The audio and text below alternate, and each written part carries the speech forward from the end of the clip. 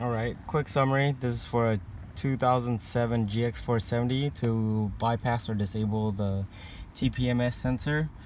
The tools you'll basically need is the Phillips to take off this piece right here, pliers to squeeze these down. So I already did it, but I just want to retrace my steps for you guys. So it's very simple. This piece comes off, pull this down, and for 07 and up, I believe it's a blue box for the TPMS. And the wires you need to do is the blue one to the green one with the red line. Don't want to mistaken it with the one green with the black line.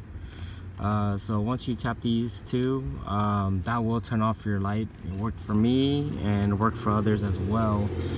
Most people, what they'll do is they'll just cut the blue wire and connect it straight to the green wire.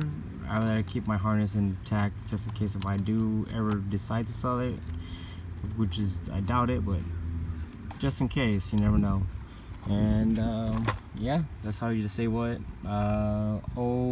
03 to 06, I believe it comes with a green box, which what you'll do is you'll tap the blue wire to the white and black wire. A lot of people, I'm pretty sure you can use these tap splices as well.